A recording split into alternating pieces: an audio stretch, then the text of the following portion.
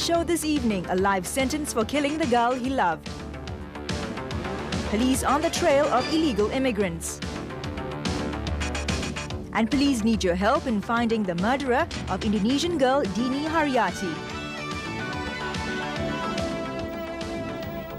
Good evening, everyone, and welcome to another episode of Crimewatch. I'm Naraza Ismail, and this is my co-host, ASP Adrian Quek. Hi, good evening.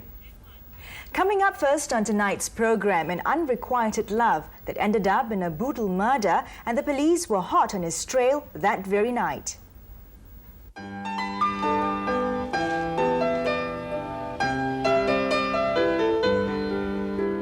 Kwan Chin Cheng and Pang Ai Lui had known each other for a long time.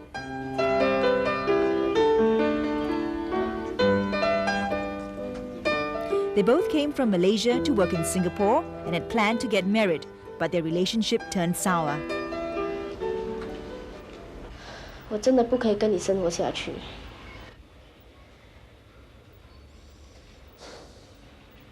我看我们还是各走各路。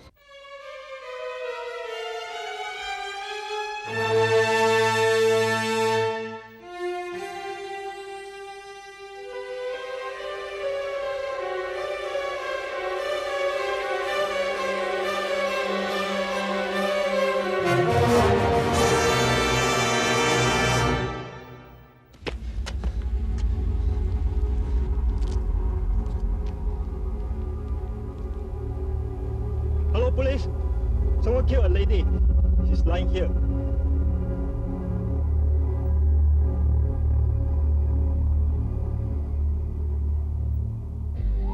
It was a gruesome sight for police officers from the Jurong Division.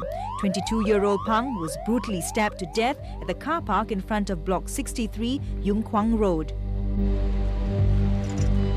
One jeweler. The case confirmed one female Chinese lying in the car park. The man who made the police report was Pang's boyfriend. He told the police what happened. I went with Ai Lui to Yung Kwang Road where she had arranged to meet her ex-boyfriend, Kwan Chin Cheng. When we got there, she used my handphone to call him and asked to meet downstairs.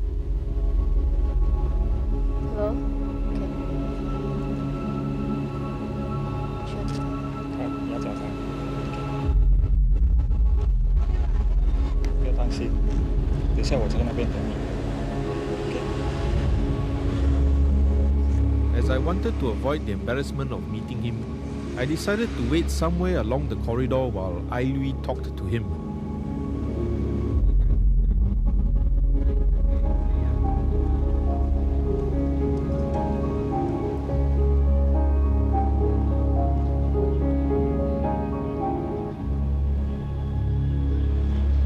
I was too far to hear what they were saying.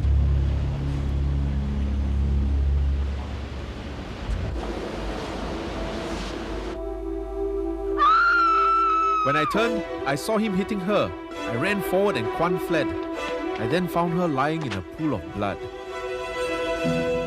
It's medium height. Medium height. Wearing white t-shirt. White t-shirt. Blue jeans. Blue jeans.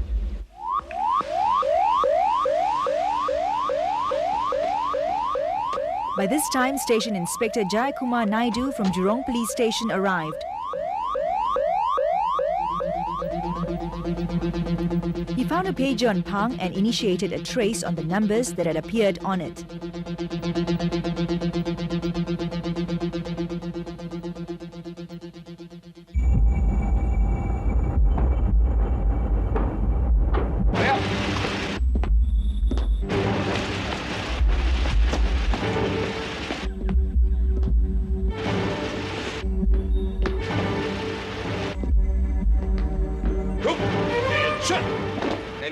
The Special Operations Command Unit's troopers and the dog unit were called in. The police were convinced that the suspect was still in the vicinity.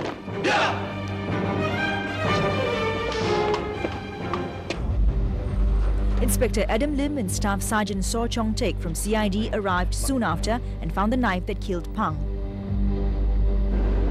The numbers in the pager reveal that a call was made from one of the units in the block. And while checking on that unit, Station Inspector Jayakumar found trails of blood at the staircase. In the meantime, the SOC troopers had sealed off all the exits of Block 63 and 66, thoroughly combing the 2 blocks for the suspect.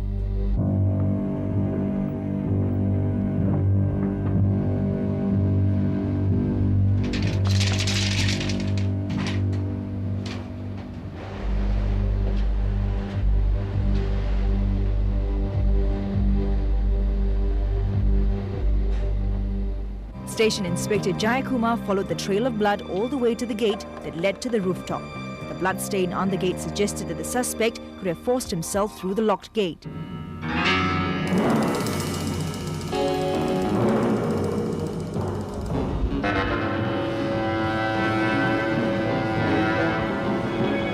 While searching the rooftop, the police found a blood-stained T-shirt that confirmed the suspect's presence. Request backup at rooftop, over.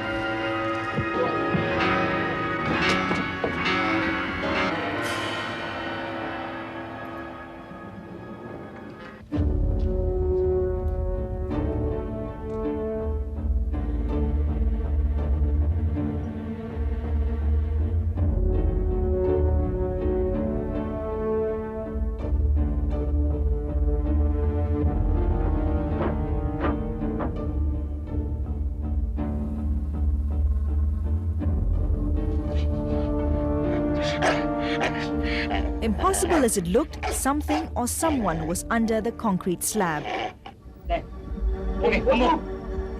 Looking underneath, they found Kwan squeezed in between an area that was less than half a meter in width. Kwan was persuaded by ASP Pauline Yi to surrender as there was no way out.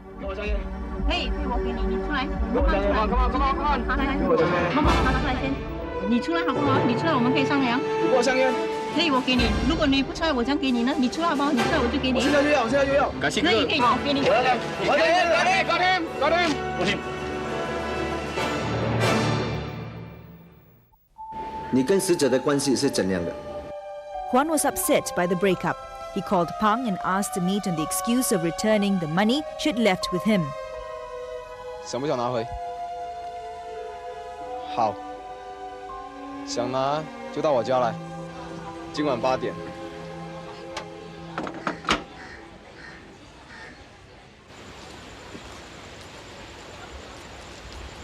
But the meeting ended up in a heated argument.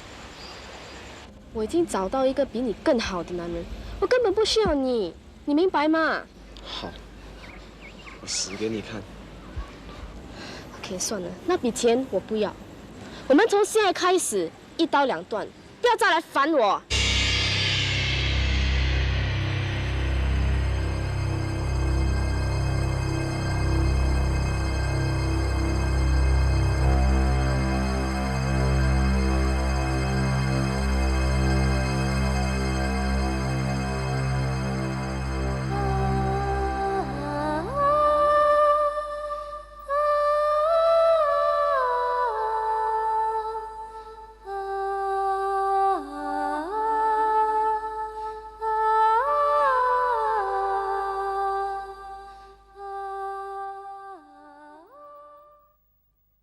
Kwan Sin Cheng was on a social visit pass at the time he committed the crime. He could have fled the country if not caught on time. It was the quick response, well-coordinated and thorough search by the police officers that resulted in the arrest of Kwan soon after the case was reported. Well, coming up after the break, how the police are tackling the influx of illegal immigrants. So stay with us.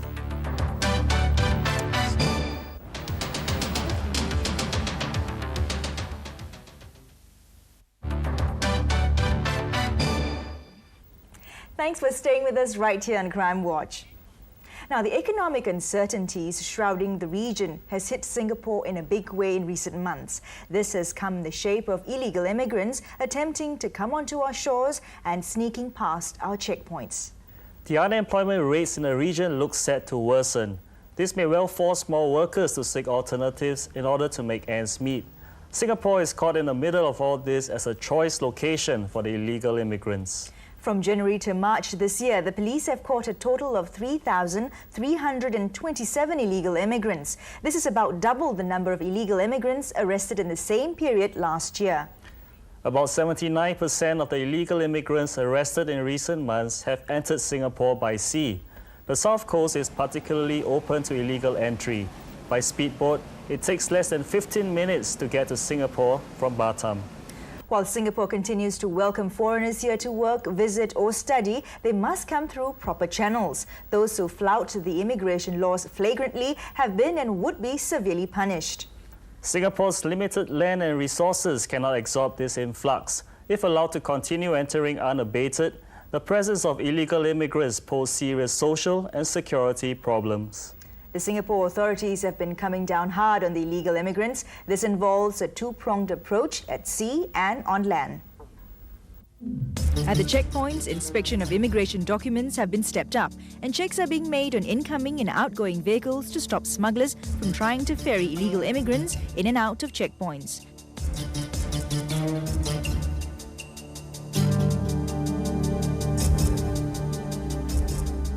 A similar process of surveillance is carried out at sea. Our vulnerability as an island state demands that we guard our shores. Patrols at sea have been intensified. Security and control at our shores are tightened.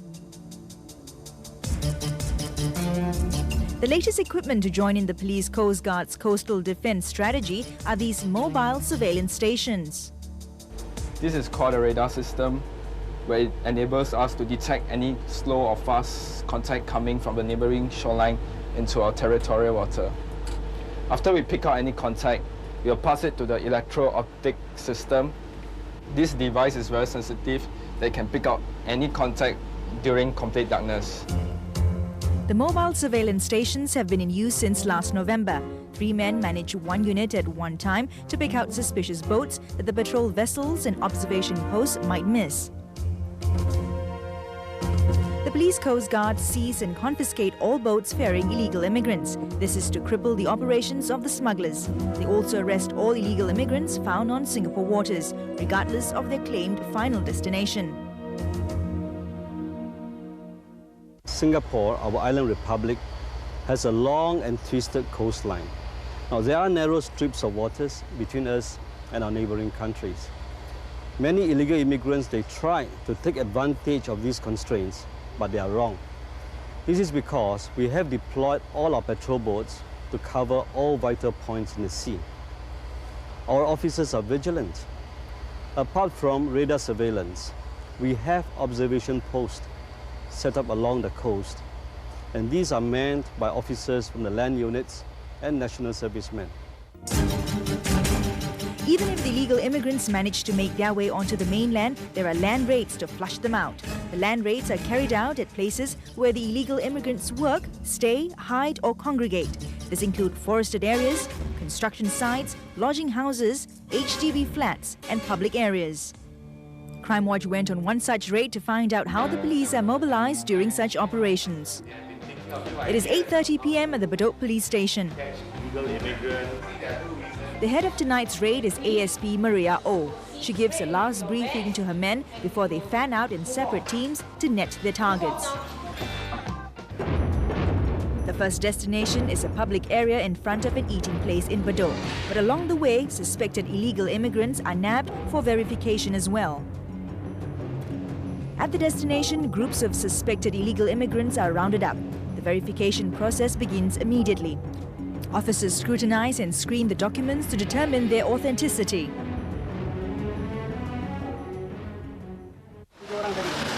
In less than 2 hours, the police have gathered a total of 38 suspected illegal immigrants. The first batch is ferried back to the station. It is almost 11 p.m. by this time. The men are getting ready for operation number 2. ASPO makes some last-minute changes to her plans after consulting with the intelligence. The men are separated into 3 teams. Usually it's after our intel has confirmed that these illegal immigrants or overstayers are in the unit. Then we will plan our entry into the unit.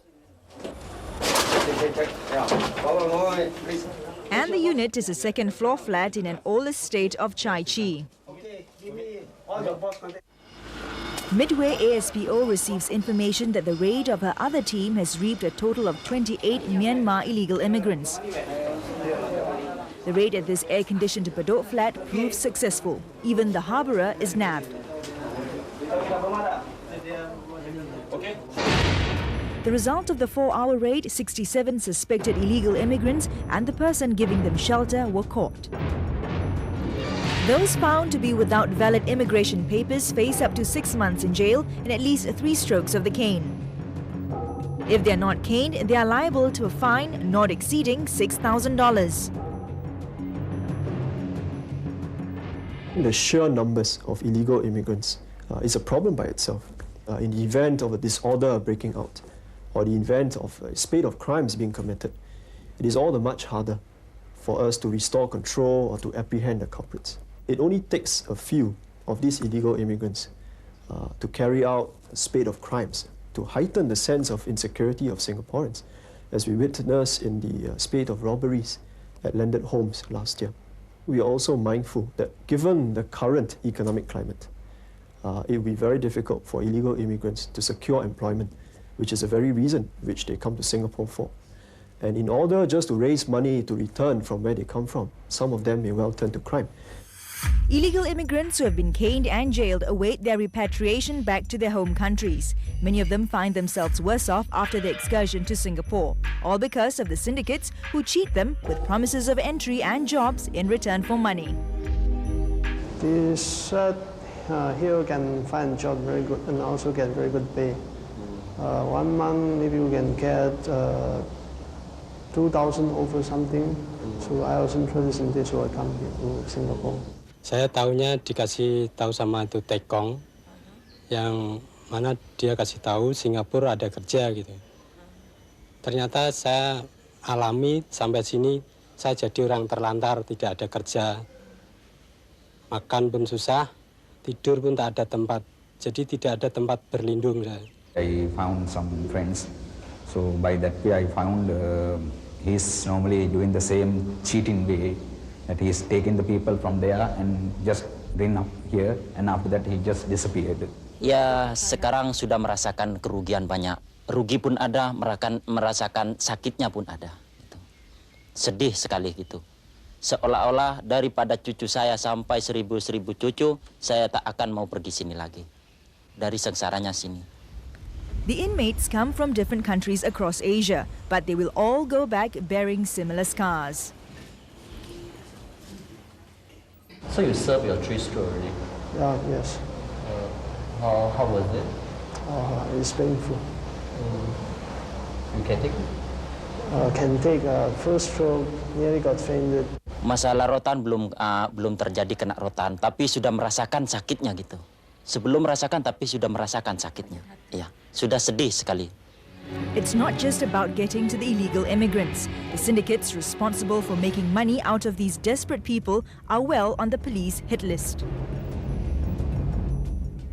I think we have, and we will continue to be very tough on persons involved in syndicated activities, be it smuggling, employing or harboring illegal immigrants.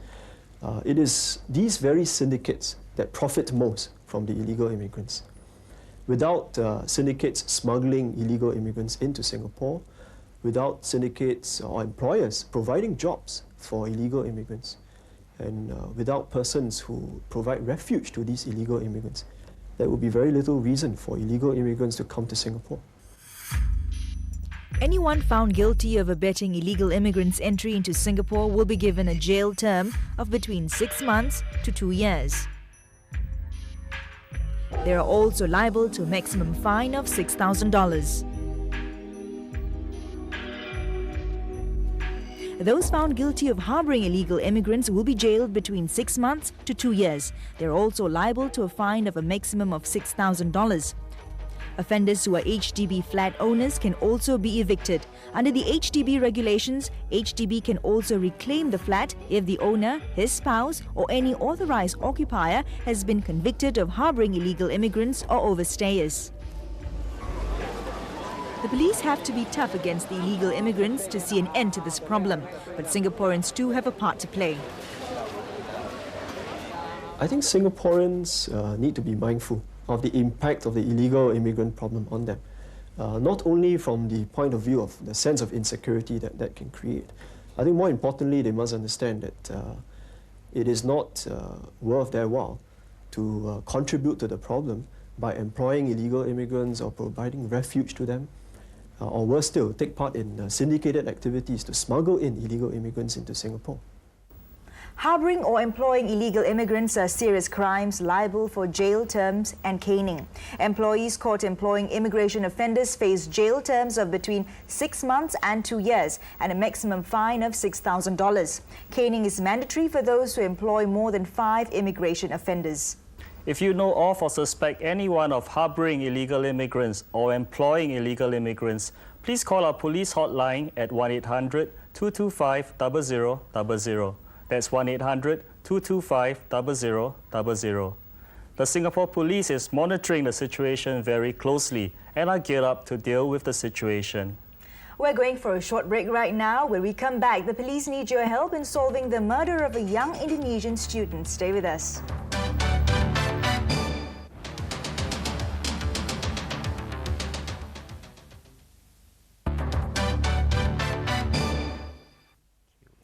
The police need your help in the murder of an Indonesian exchange student, Dini Haryati. On the 4th of January this year, Dini Haryati left Albert Court Hotel after the late night shift at about 11:10 p.m. As per normal, when she's on the late night shift, Dini took a direct bus from her workplace back to a flat in Woodlands. She's estimated to have reached the Woodlands interchange at around 11:50 p.m.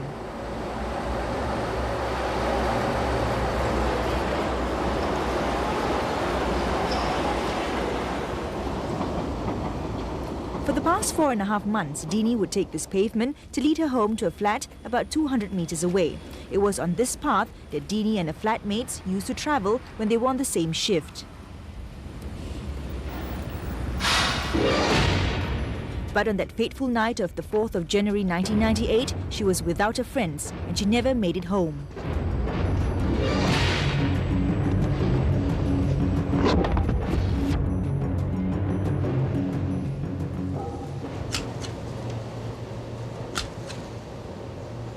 Two days later, on the 6th of January, Dini Haryati's body was found in the plant landscape beside the pavement along Woodland Square. Her backpack, shoes and Walkman were found nearby. Police post-mortem showed that Dini Haryati died from a fractured skull. She was likely to have been knocked out cold with a blunt object. She had also been sexually assaulted. Police suspect that Dini was attacked along the dimly lit pavement sometime between 12 midnight and 12:30 a.m.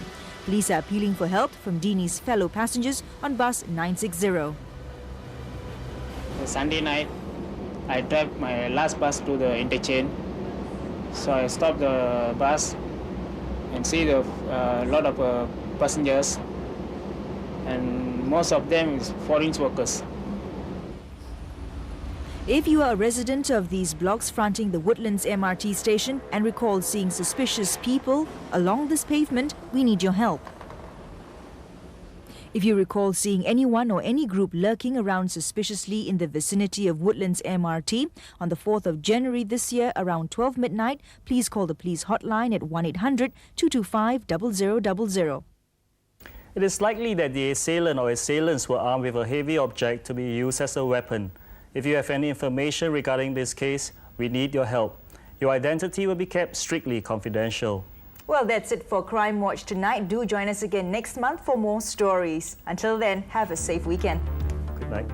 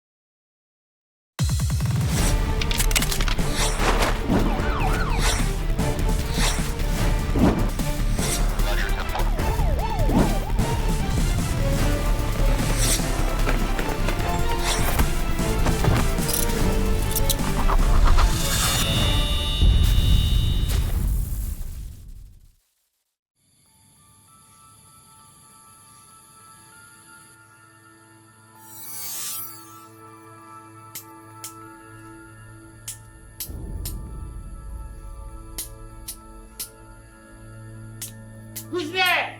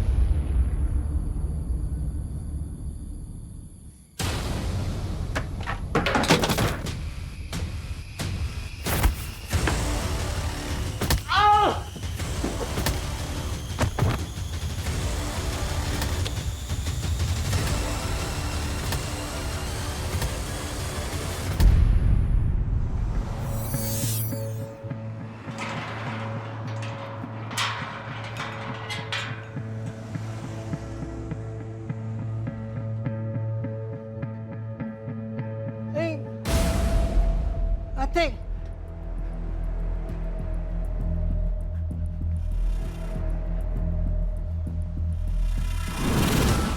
Police emergency hotline, how can I help? I came to the temple this morning. I found Atek lying in a pool of blood. What is Atek's full name? So Buntek, there's blood everywhere and he's not moving. Where is the temple? Number 2 Tek Wai Lane, the Chua Chu Kang Combined Temple. Juliet calling 6 Romeo 1, over. 6 Romeo 1, send over. 6 Romeo 1, we have an incident at Chua Chu Kang Combined Temple. Unconscious man lying in a pool of blood. SCDF resource on the way. Please proceed, over.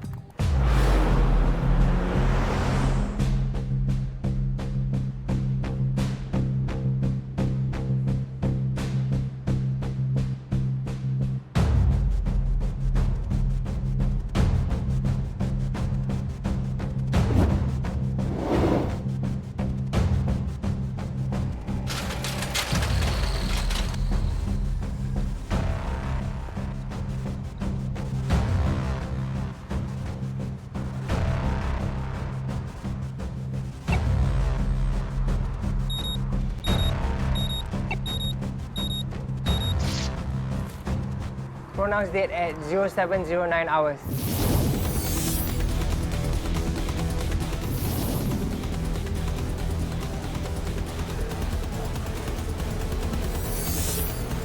Ma'am, the deceased is So Buntek, Singaporean male. He was a temple helper and he slept here at night. He was discovered lying in a supine position in a pool of blood. Any witnesses so far? No, ma'am. Found any weapon? No, ma'am. Who discovered the victim? The temple operations manager, Singh Wan Hock.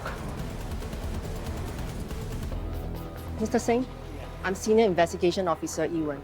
Can you please tell me how you found the deceased? I came in this morning to open the temple. Normally, I open the front gate and then I switch on everything. But then when I walk in, he was on the floor and there was a lot of blood. Mr. Singh, I see the temple has CCTV cameras. Yes, the CCTV monitors are in the temple office. Okay, we need to look at the CCTV footage for the last 24 hours. Ong, follow Mr. Singh to the office and review the CCTV footage.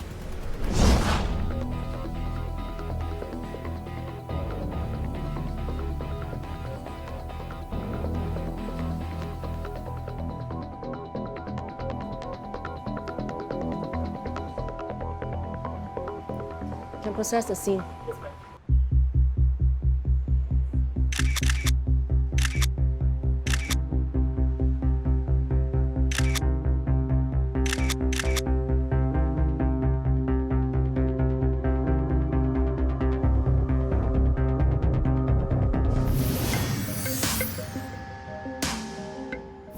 What's your preliminary assessment?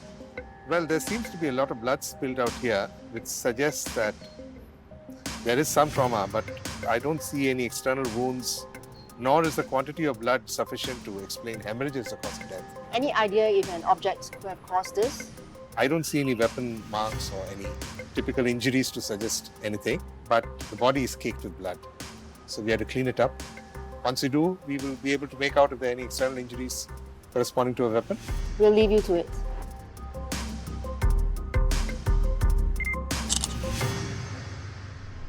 Let me find last night's CCTV footage for you. How many CCTV cameras are there? 6. One at the back gate and one at the front gate, both facing outwards. One at the storage area and one at the temple hall, and 2 along the corridors. Let's take a look at the one at the storage area.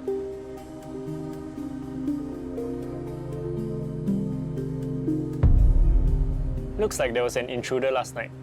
Was anything missing from the temple? No, I don't think so. Can't really see him clearly. Please fast forward the footage. It seems to be checking on something. I want to see where the intruder goes after he leaves. Can you please go to the CCTV camera at the back gate? Okay.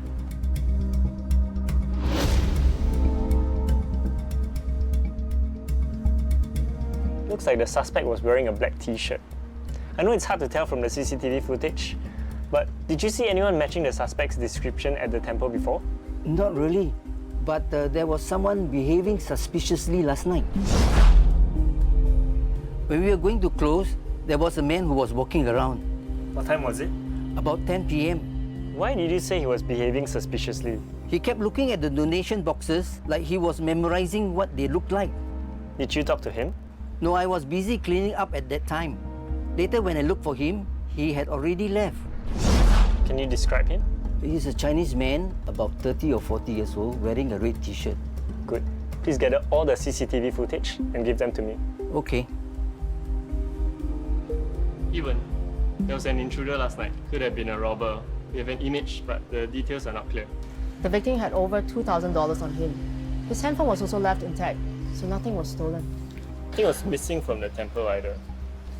So, whoever murdered the victim didn't take any money or valuables. Suspect appears to be masked, wearing a cap with a black t-shirt, gloves. He was holding something. He was moving towards the housing estate when he left the temple at about 3:10 a.m. Share the image of the suspect with POCC. Ask them to track his movements from police cameras in the vicinity. The first 24 hours are crucial. Let's comb the neighborhood for more CCTV footage and do ground inquiries. Someone might be able to identify him or could have seen something suspicious last night. Gather the team, fan out and canvass the area.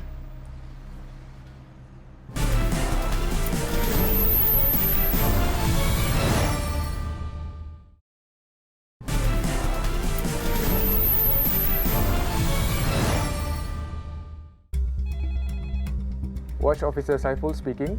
Hi, this is Ayu Ong from CID. I forwarded an image of the suspect last seen leaving Choa Chu Kang Combined Temple at 3:10 a.m. on 14 February. Please look through all police camera footages around the vicinity and let us know if you spot anyone fitting the image and attire of the suspect. Roger, noted.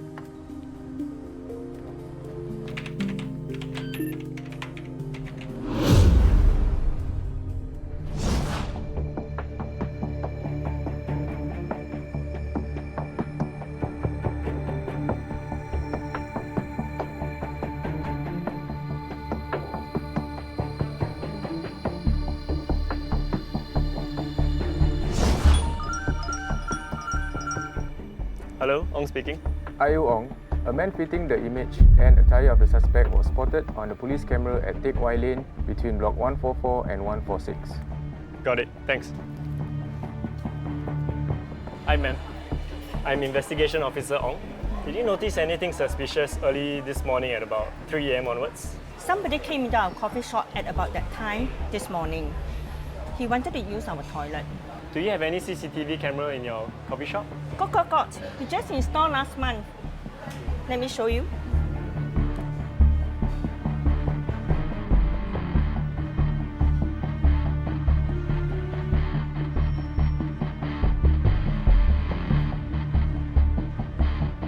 Thank you, ma'am. This is very helpful. Can I get a copy of this? Sure. The victim is So Boon Teck, age 53. From what we know, he has been unemployed and has been living in the Choa Chu Kang Combined Temple for the last 2 years as a helper. Ewan, you met Dr. Paul just now. What did he have to say about the body? So death was not caused by the head injuries, despite the blood on the face and head. There isn't that much blood to consider hemorrhage as a cause of death. Instead, we have something else happening much more rapidly and causing instantaneous death, which is the crushing of the voice box or larynx. This pattern of the concentric circles is unusual. What can you tell me about it? Each concentric circle is separated from the next by 0.2 centimeters.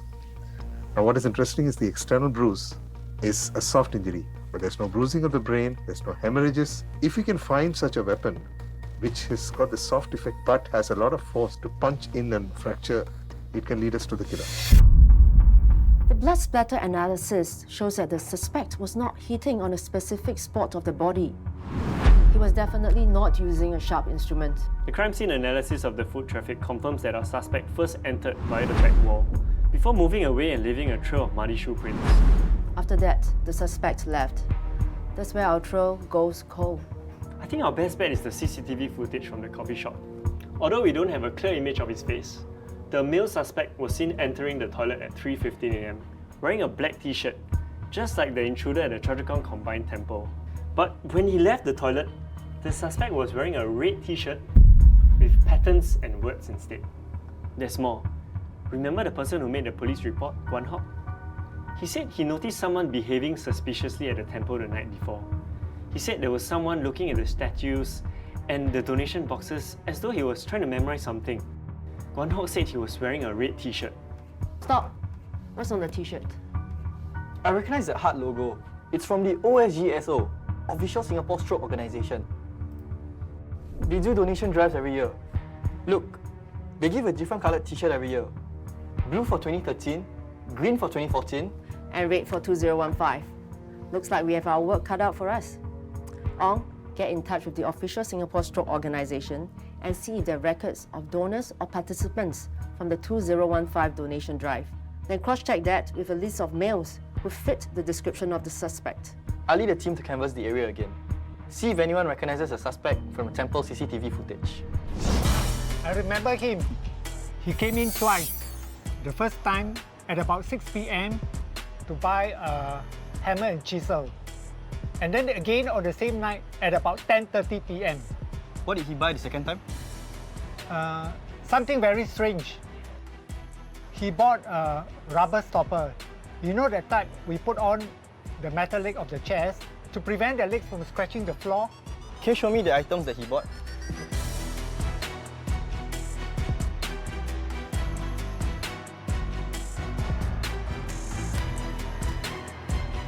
Pattern of concentric circles.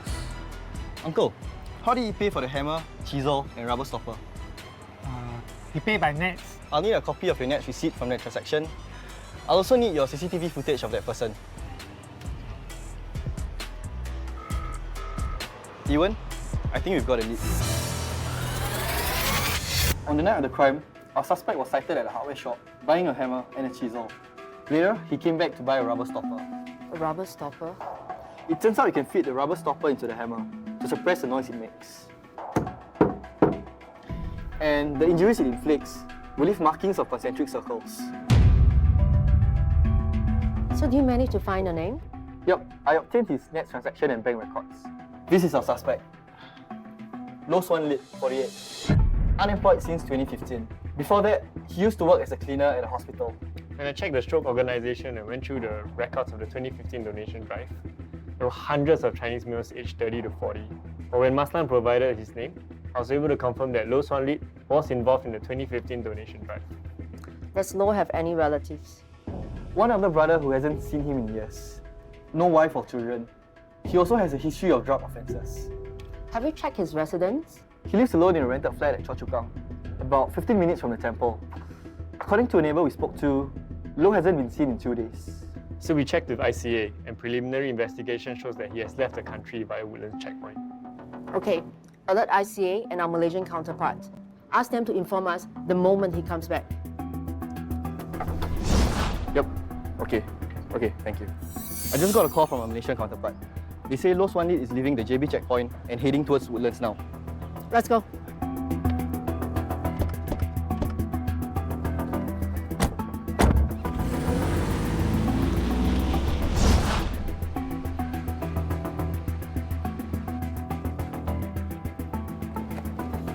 I'm going to remove your head.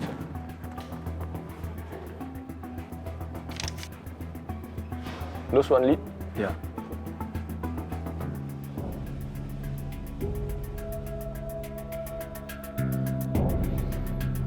Please wait a moment, sir.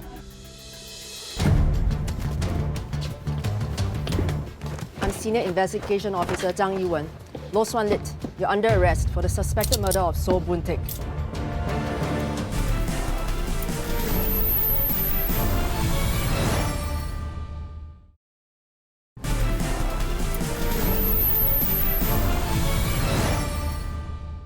We have records of your Nets transactions for 13th February, when you purchased a hammer, chisel, and a rubber stopper at Chua Chu Kang hardware shop.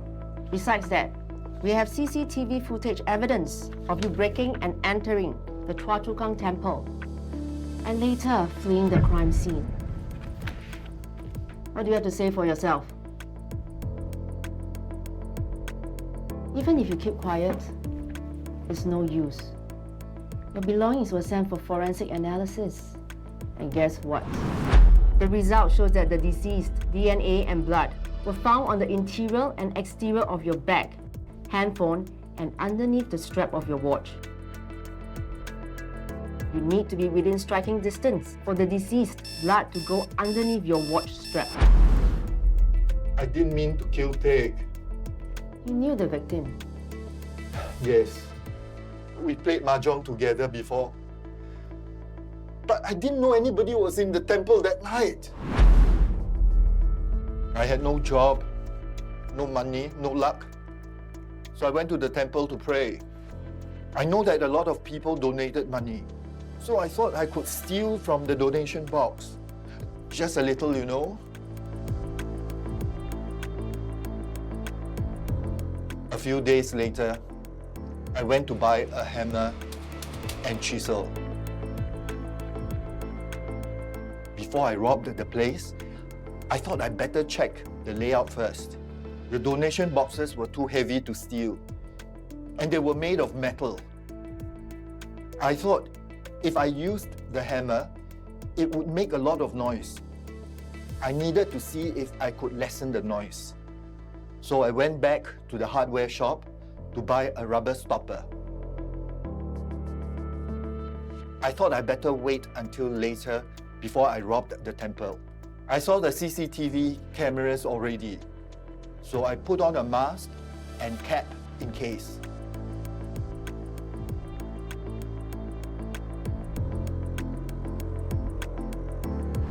I tried to open the donation boxes, but I couldn't. The box was too hard to open. Then Boon Teck woke up. So I hid and hoped that he wouldn't find me. When he went back to sleep, I tried to escape. Oi! Ah!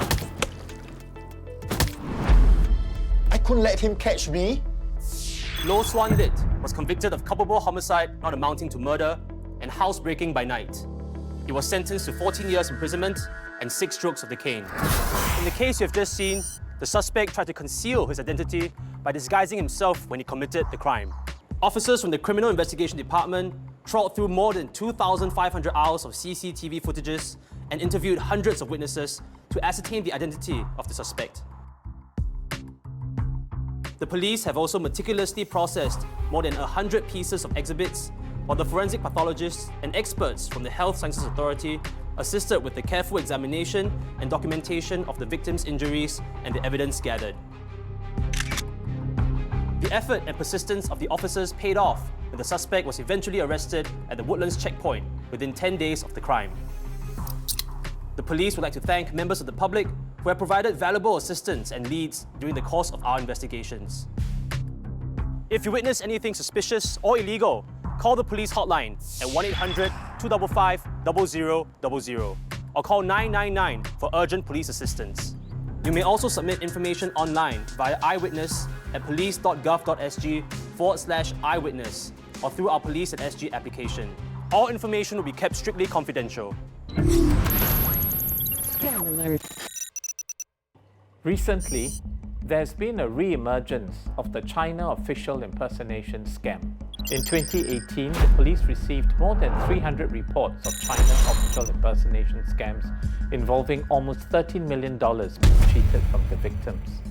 Typically, the victims would receive messages or calls from persons claiming to be a Chinese government official from the Ministry of Public Security of the People's Republic of China or the Interpol.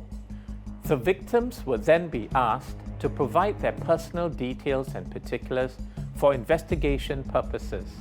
These included internet banking credentials or one-time passwords, also known as OTPs. There were also instances where victims were instructed to transfer money using Bitcoin vending machines. The scammers would send the victim a QR code to be scanned at a Bitcoin vending machine before depositing their money into the machine. To avoid becoming a victim of such scams, here are some tips. If you receive such calls, ignore them or call a trusted friend or family member before taking any further actions, as you may be emotionally overwhelmed after receiving such a call. No government agency will request a money transfer or personal details over the phone, nor will they do so through automated voice machine. Scammers based overseas may use caller ID spoofing technology to display a local number. If you suspect that the caller may be a scammer, hang up, wait a while, and call back to check if the number is valid. Never provide your personal information such as your NRIC, contact number, and bank details to strangers. To seek scam-related advice, you may call the National Crime Prevention Council's anti-scam helpline at 1-800-722-6688. Join the Let's Fight Scams campaign at www.scamalert.sg/fight by signing up to receive up-to-date messages on scams and share them with your family and friends. This is the first episode of Crimewatch for 2019. If you have any feedback, do drop us an email. I'm DSC Jonathan Naoyong. Until next time, do your part to prevent, deter, and detect crimes.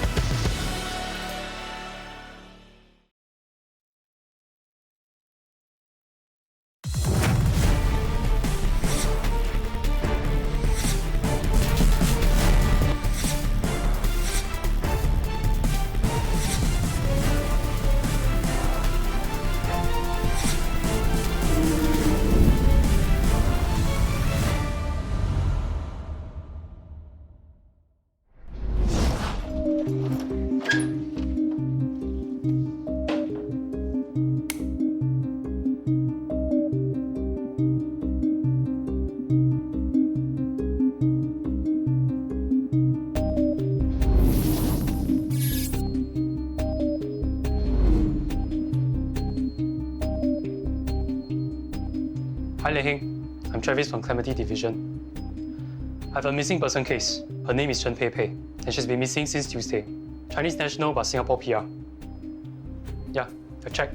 She isn't registered in any hospital, and according to the ICA, she hasn't left the country yet. We need CID assistance on this case. Hi Lei Heng, Travis. Chen Pei Pei's room doesn't look like it's been disturbed. Her colleague said that she did not report to work for 3 days and she did not take any MC or leave. The last time she saw the missing person was on Monday night. This is Madam Ang, her landlord, and that is her colleague, Miss Lo Tian Tian. She made the original report. Thanks, Travis. Hi, Madam Ang. I'm Senior Investigation Officer Lian Heng. When was the last time that you saw Chen Pei Pei? Tuesday morning, 6 a.m. And do you know where she was going? I thought she was going to work. And do you remember anything about that morning? She was talking so loudly that it woke me up. I opened my bedroom door and she was on the phone. I think she was quarreling with someone. Try to stop me. Then she left. But after Tuesday, I didn't see her. Do you know what she was wearing on Tuesday morning? A dress? Got a lot of patterns on it. If she contacts you or if she was to come back, please let me know. I'm Ms. Low. I'm Senior Investigation Officer Lin Heng. Please tell me what happened the last time you saw Chen Pei Pei. It was Monday night at the office. We were working late on a project, and I heard Pei Pei quarreling with her boyfriend. I don't care. I want my money back now. I want a meal right now. Are you okay? I'm okay. And do you know the boyfriend's full name? No, I only know his name is Leslie, and he works at Laser Laundry head office. So I called the head office and got his number. And then you called him? Yes. At first, he said he didn't know where Pei Pei was staying. So I told him that I would go to his office to look for him if he didn't get Pei Pei's address for me. Then what happened? He called me back later with this address. Okay, thank you. Please give Ayo Dave here Leslie's phone number. And should Pei Pei return or contact you, please inform me. Dave, tell the crime scene officers that they can process the bedroom and record Ms. Low and Madam Ang's statements.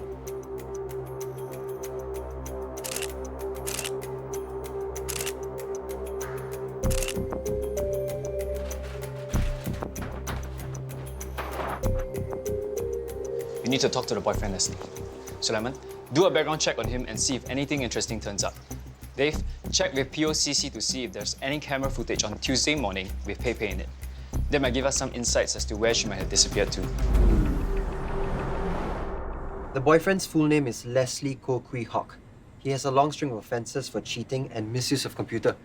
He was even in jail a few years ago. But what is interesting is that Leslie is married. Married? I wonder if Pei Pei knows. Her colleague never mentioned it. After his release from jail, Leslie joined Laser Laundry. The head office to us. Dave, any updates from POCC? Yes, sir. Our police cameras saw Pei Pei leaving her house and heading into Holland MRT station on Tuesday morning. But there are no records of her exiting the MRT station nearest to where her office is. On a hunch, I asked POCC to check the police cameras nearest to where Laser Laundry's head office is. And bingo. Police cameras caught Pei Pei exiting Joo Koon MRT station and walking towards the pickup point. We ran a check on the car's license plate number. Guess who it belongs to? Leslie? That's right. So nobody saw Pei Pei since Tuesday morning. So that makes it very likely that Leslie was the last person to see her before she went missing. Let's invite him down to the station for a chat, shall we? Mr. Koo, our records show that Chen Pei Pei was last seen entering your car on Tuesday morning. Were you the one driving the car that day when it picked her up? Yes. And where did the two of you go? Bay East Garden, but I don't remember exactly where. On a work day, in the morning? Yes. Why? What were the two of you doing? Mr. Koo, please answer my question. We were quarreling. It takes a while. Just needed a quiet place to talk. I thought if she could be reasonable and see things my way, that the quarrel could be settled. And what was the quarrel about? She complained that I never spent any time with her. She was jealous. She thought I was cheating on her. So she knew you were married? No, she thought I was divorced. According to a colleague, before Pei Pei went missing, the two of you were quarreling about some money that you owed her. No. It's not like that. She gave me $30,000 to invest for her. So I needed to explain that the profits from the investment didn't arrive yet because these things take time. Then what happened? She was very upset. She just kept shouting at me. I got angry, very angry. Okay, I don't want to talk to you. Okay, you get out. I don't want to talk to you anymore. So I pushed her and she fell down. After that, I left because I was so angry, I didn't want to see her face anymore. Did Pei Pei call or text you after that? No. What time did this happen? Maybe 9+, maybe 10. And where did you park? At the car park next to Bay East Garden. And since then, have you seen Pei Pei?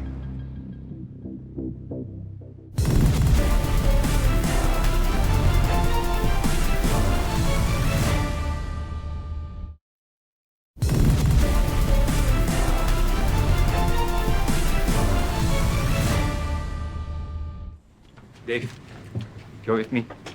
We'll take Leslie down to the location to show us exactly where he had pushed her down. See if we can get any leads. Sulaiman, interview Leslie's wife. Maybe she can shed some light on his whereabouts the day Pepe went missing. Sir, we've also towed in Leslie's car. Great, process it. Yeah, I think it was around here. This is where she tripped and fell. I thought you said you pushed her. That's what I said. I pushed her and then she fell.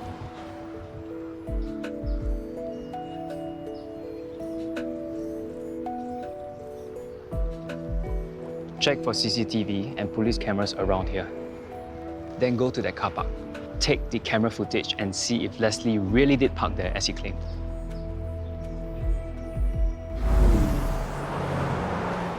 Sulaiman, what did Leslie's wife say?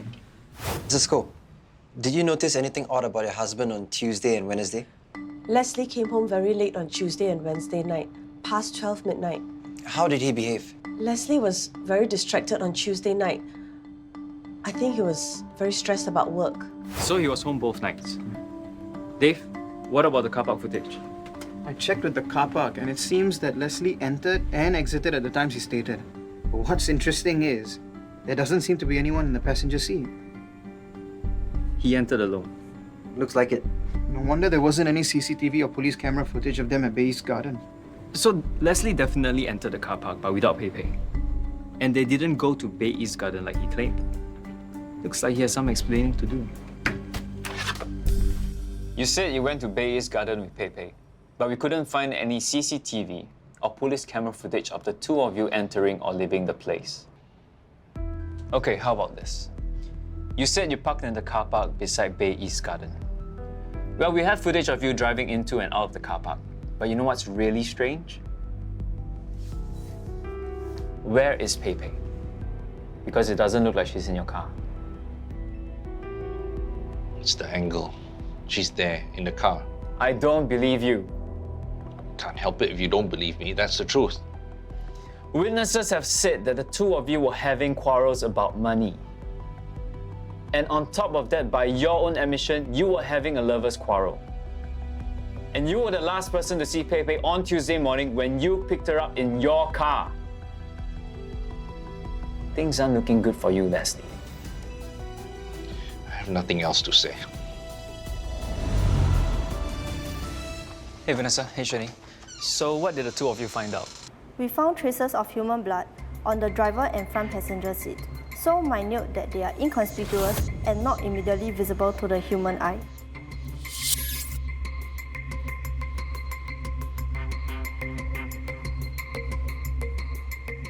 And we have passed them to the DNA lab.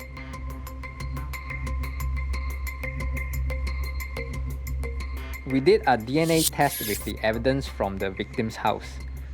Assuming the evidence from the victim's house are only handled by her, the DNA obtained from those items belong to the victim. And what do the results show? The DNA test from the blood shows that it matches to the victim's DNA. The evidence against you is mounting. We found traces of blood in your car. Care to explain that? To be specific, we found Pepe's blood in your car. Now, how do you explain that? It's obvious that something happened to Pepe the day she went missing, and it happened in your car. So what are you not telling us? Tell me the truth! I killed her.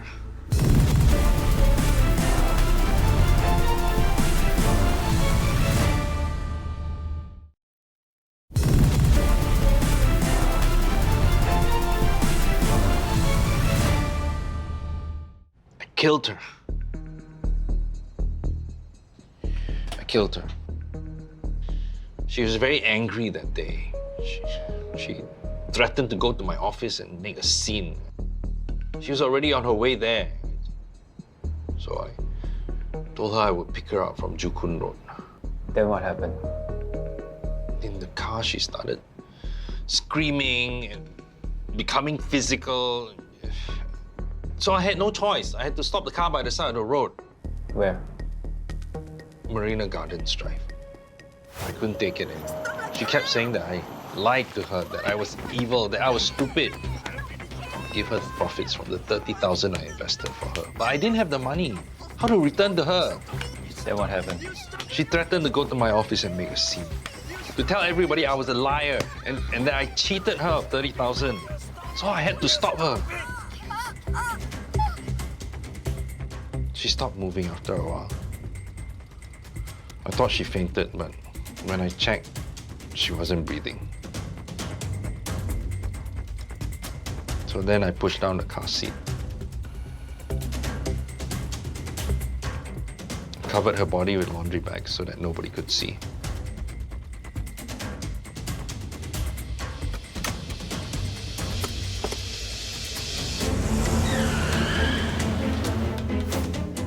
I didn't know what to do next. So I went to the car park next to Bay East Garden to think. But I was scared someone would see, so I left. And where do you go after that? I don't remember. I just drove around for a while. I didn't know what to do. That night, I went home to sleep. And Pepe's body? I left her in my car. Then what happened? The next morning, I remembered that last time during NS, we went to this Ulu Road in Lim Chu Kang to train, so I thought I could go there. What for? To burn the body. I went to buy some charcoal and kerosene from this shop in Canberra. Then I drove to that road. When I got to that road at Lim Chu Kang, I saw these 2 lorry covers. I decided to bring her body under one of the covers and burn it there.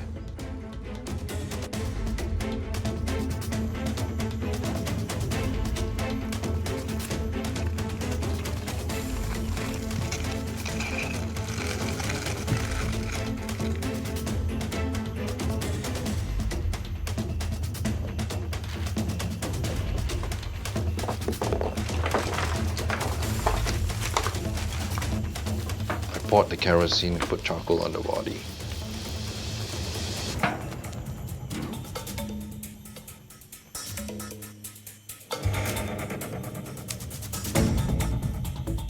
Then I burned everything. I thought the body would burn very quickly, but it didn't. I watched for a while, and then I went to a hotel nearby to sleep. Later that night, I came back again, and the body was still burning. This was Wednesday night, right? Yes. But I was scared that somebody would see, so I pushed the body into a drain. Then I went home to sleep. The next day, I bought some more charcoal and I went back to Lim Chu Kang. Halfway through, Pepe's colleague called me. She asked me for Pepe's address.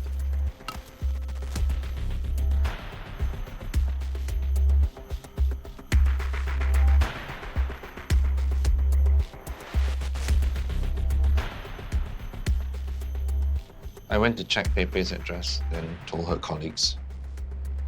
The next morning, I went back to Lim Chu Kang. The body had finished burning. There were only ashes left. So I took all the ashes and threw them into Sembawang Sea yesterday morning. I need you to show us where you burned her body. I burned her body under this and in the drain.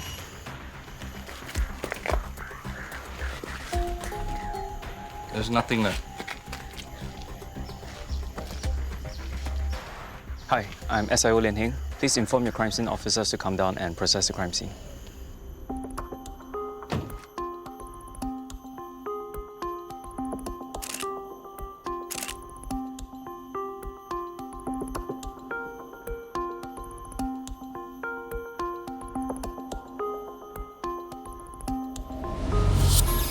So, Shani, what do you have for me? Most of the evidence at the crime scene turned out to be charcoal and an accelerant. But I found some items that had a different texture from charcoal.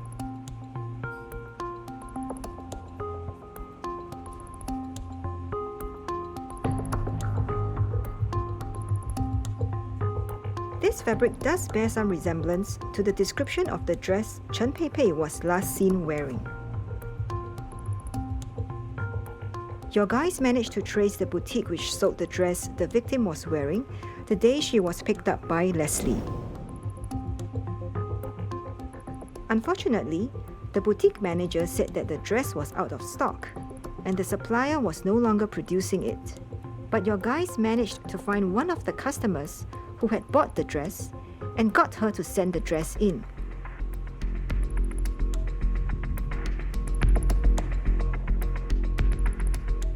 The fabric from the customer's dress and the fabric from the crime scene corresponded in the printed pattern, the yarn construction, and the fabric construction.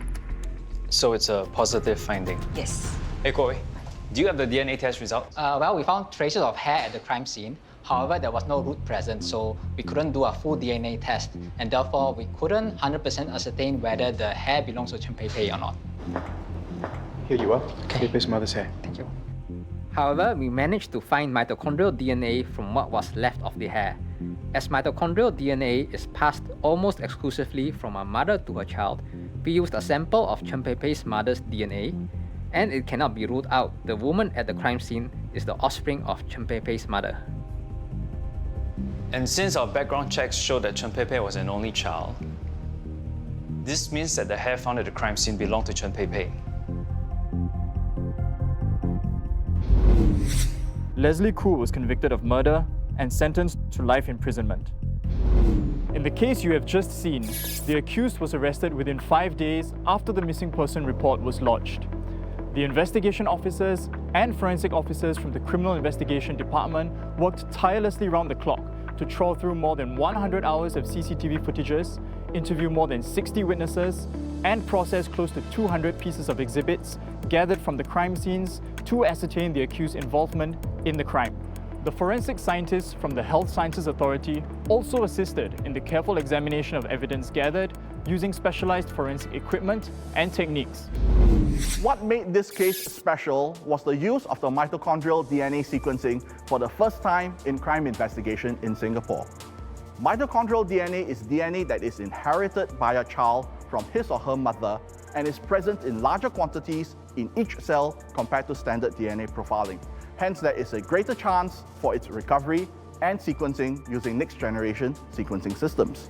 This case exemplifies the close collaboration between the SPF officers and the HSA forensic scientists in solving crime. We achieved fast turnaround and had real-time information sharing in relation to the detection of the small blood stain in the accused's car and the subsequent DNA profiling, showing a match to the victim, which facilitated the swift apprehension of the accused. Have you ever received a request from your friend or family member for your 6-digit WhatsApp account verification code? If you have, it is likely that your friend's WhatsApp account has been compromised and a scammer could be using their account to scam you. By sharing your verification code, you may lose the access to your WhatsApp account to scammers.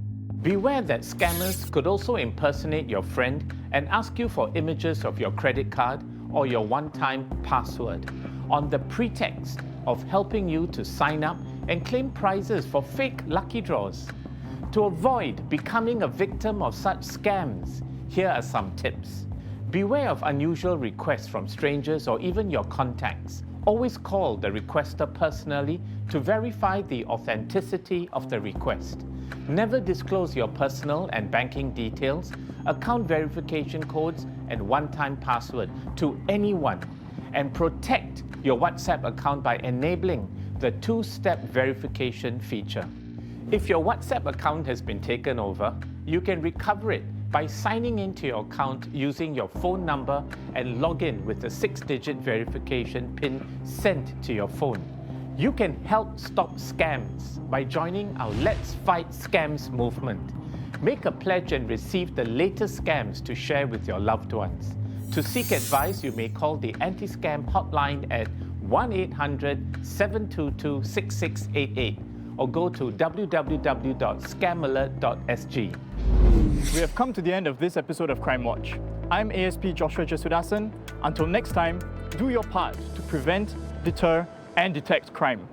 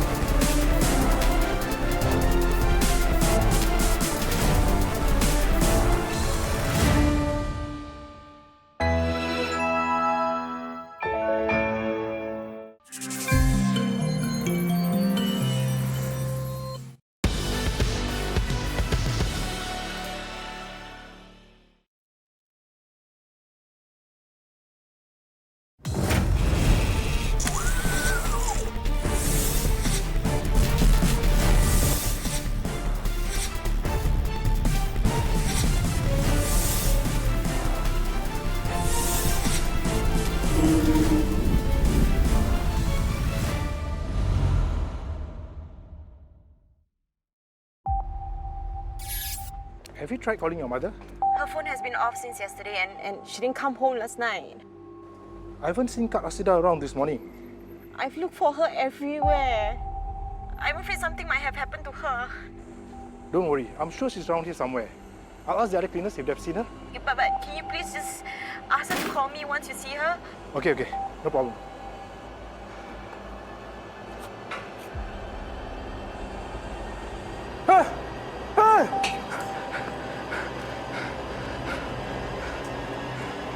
Hi, police. I think I found...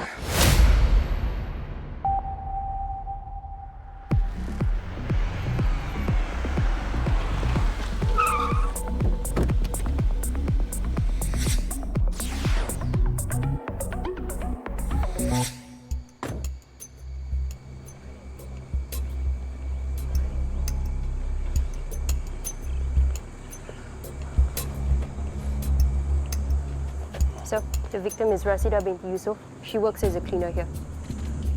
What time was she found? At about 9:45 a.m. this morning. Her body was discovered by her supervisor, Ibrahim bin Wahid, over there. He was the one who made the police report. The lady next to him is the victim's daughter, Miss Azlina. Anything else? There were blood stains found in the cleaner's storeroom. Has the pathologist arrived yet? No, sir. Let me know when he's here. Yes, sir. Hi, Miss Azlina. I'm Senior Investigation Officer Saiful. I'm sorry about your loss. Do you stay with your mother? Yes, we were very close. When was the last time you saw her? 2 nights ago. She came home very late after midnight. I made her supper. You mean you didn't see her yesterday? She left before I woke up. But we were texting until 12 noon. Then she stopped replying, and then I tried calling her at 2 p.m. But her phone was off. I thought her battery was low, or she forgot to charge her phone. But she didn't come home last night. Do you mind? Do you have a picture of her?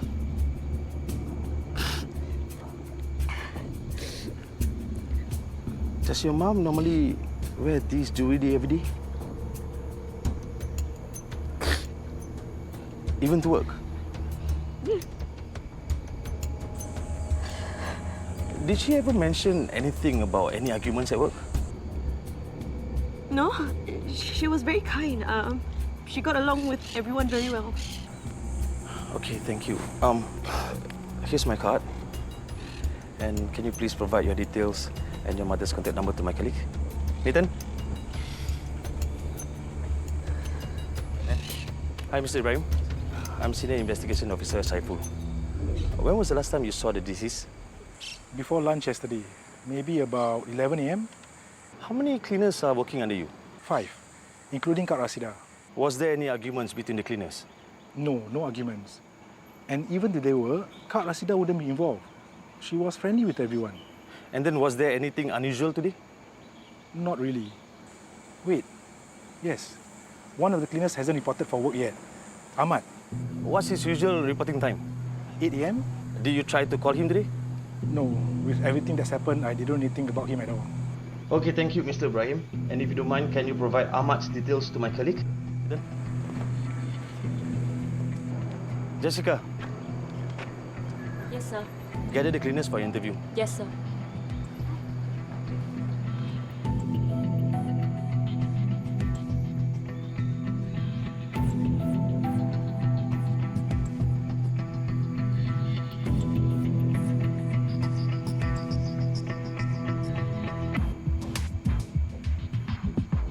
Get forensics to process the scene.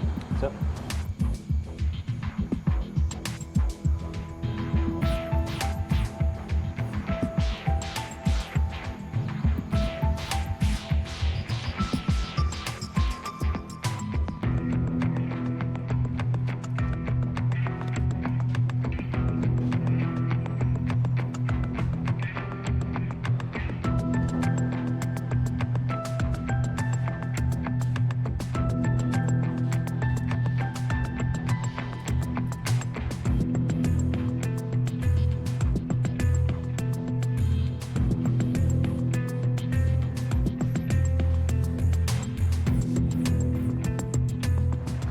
Okay,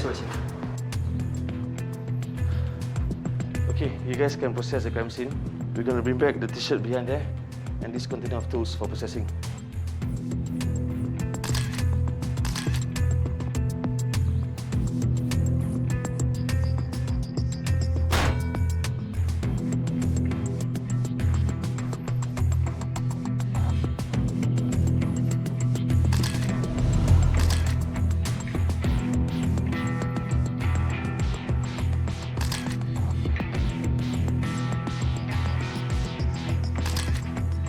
I saw Kak Rasida yesterday. She was going to the storeroom to eat lunch. Go makan lah. Makan.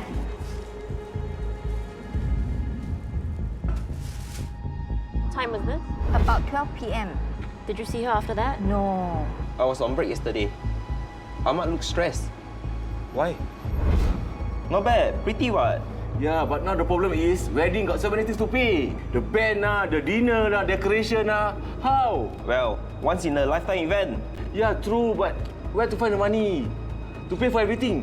What time was it? About 12:15. After a break, he went to the storeroom. Ahmad is not happy because his contract not renewed, so he has to go back to Malaysia soon. Yes, I terminated his contract last month. And I told Ahmad there wasn't enough budgets for so many cleaners. When was the last time you saw Ahmad? About 11 a.m. yesterday, after chatting to Kak Rasida. Any CCTV system around here? Yes, I'll bring you to the security office. Great, thanks. Let me call Ahmad first. You just hang on first.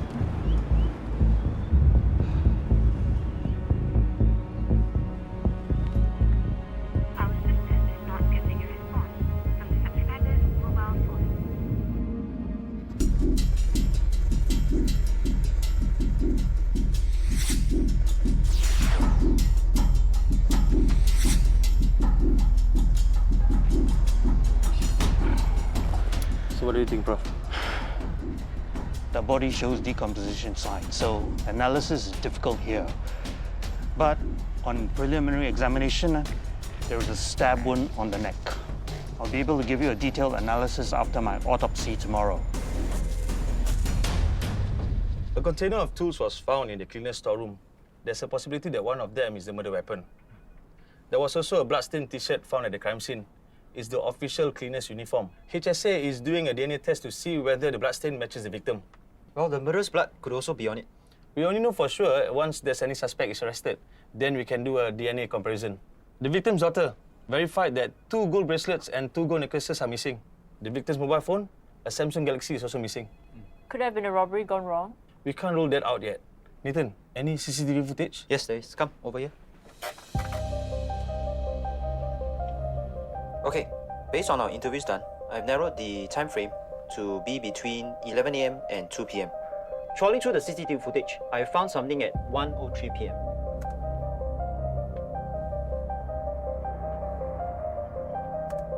I've traced the taxi driver's license plate number and managed to speak to the driver. He informed me that he drove Ahmad to Woodlands checkpoint. Good job, Nathan. Thank you, sir. ICA records show that Ahmad left Singapore yesterday via Woodlands checkpoint at 1:37 p.m. His full name is Ahmad Muin bin Yaakob, aged 24. He came to Singapore 5 months ago to work. I tried calling his mobile phone. It's no longer in use. Did you try calling the victim's mobile phone? Yeah, also no longer in use. Ahmad could have thrown away the victim's SIM card and gotten a new one in Malaysia. If Ahmad is in Malaysia, we need help from the Royal Malaysia Police. Jessica, get in touch with them and tell them that we need their assistance. Yes, sir. Nathan, tell ICA to alert all checkpoints and inform us if Ahmad steps into Singapore again. Okay, sir.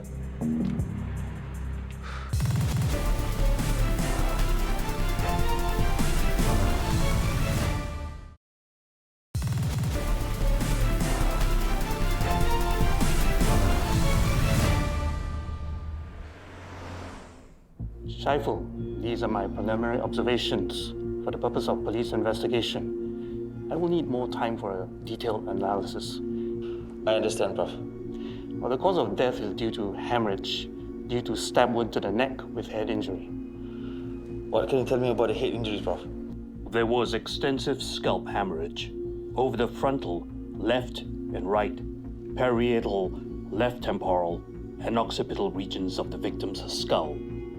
Any idea what could have caused it? Something heavy with sharp edges. What about the stab wound to the neck? It is to the right of the anterolateral aspect of her neck, at the mid-region of the sternomastoid muscle, 2.5 cm to the right of the anterior midline. What do you think could have caused the stab wound? A sharp object, 10 cm long and 2 cm wide. There's something puzzling about this. See this X here? This is a horizontal cut to the victim's bone. If this was caused by a knife with a blade, the cut would not leave an X. I can't be sure, but it's more likely that a scissors-like object caused the wound. Now, if you find the murder weapon, I will have something to compare it with. Okay, Prof. From your observation so far, could any of these be the murder weapon? Can't be too sure until I do an analysis of the shears, but it would seem the most likely. Okay, Prof. I'm going to send it for forensic analysis. Sir, the Royal Malaysia Police have managed to locate Ahmad's whereabouts. He's currently in Kelantan, which is his home state. We need a warrant of arrest to arrest him outside our jurisdiction. Okay, go home and pack your bags. I'll get the warrant of arrest. Tell them we're on the way. Yes, sir.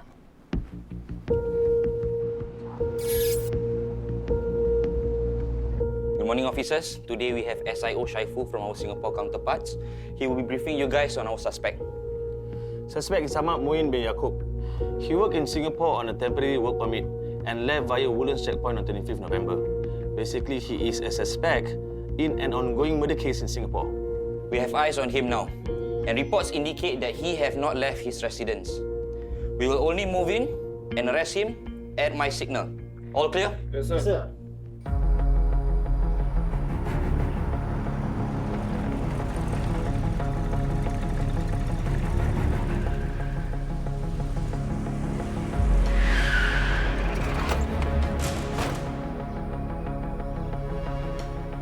Semua, rumah dia kat situ. Okey, awak ikut, jalan. Mari.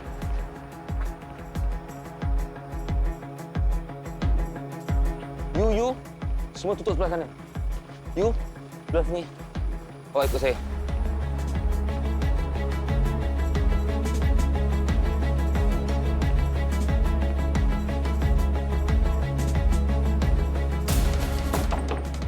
Assalamualaikum.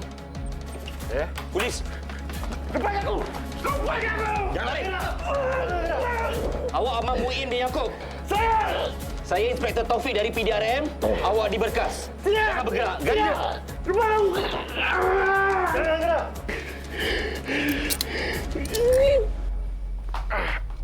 Tunjuk saya bilik awak.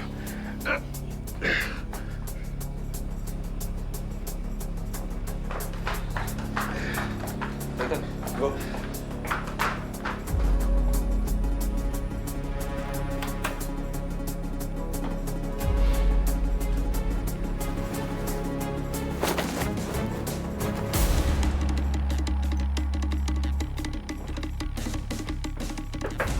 Ni handphone awak.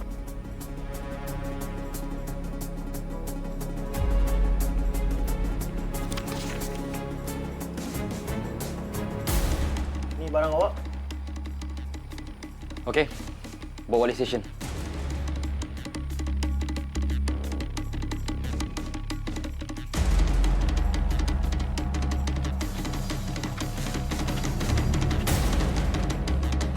Original pawn ticket has been seized. I've made a copy of it. Hi, good afternoon, sir. I'm Inspector Taufik, and this is Shaiful. Hi, sir. I have a ticket, and I need you to help me about this. Yes. This was pawned sometime last week. I checked for you.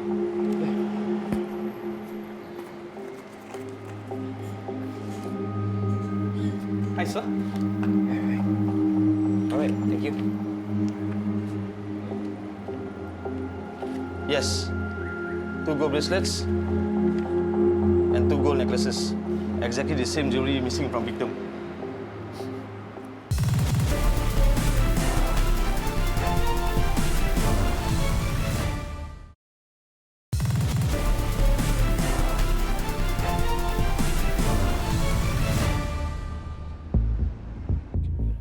Sir, the trace analysis report for the tools that we sent in is back. But no fiber transfer evidence or DNA was found on the tools. Ahmad, if you do want to talk, it's fine. Don't forget that you found the victim's mobile phone in your house in Kelantan. And also the pawn ticket. We're able to trace the pawn shop where you pawned the victim's bracelet and necklaces. But more importantly, we have forensic evidence. The pathologist was able to match the distinctive shape of the X on the bone to the close blades of the shears cutting into the bone. And finally, a dark blue polo tee stained with blood was also in the storeroom. We had it analyzed, and guess what?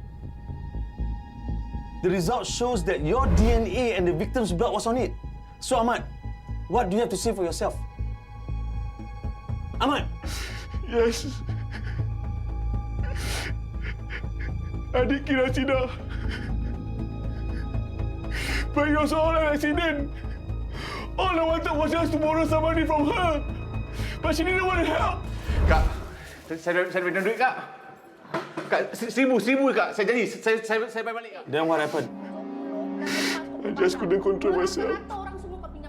I lost it. Tolonglah, Kak. Saya nak kahwin ni, Kak. Tolong, Kak. Kau nak kahwin, tak ada duit, jangan kahwin. Tolonglah! Habis nak apa sekarang? Aku cakap memang kena kahwin, Kak!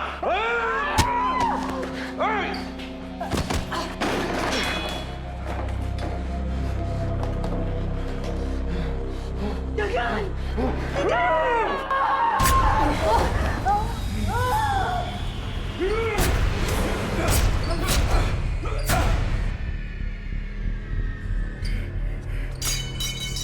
Then, when I saw her body wasn't moving, I took away her gold bracelet, her gold necklace, and also her phone. And then what do you do next? I realized I have to hide her body. Then, I remembered there's a big drain outside, enough to fit in the body.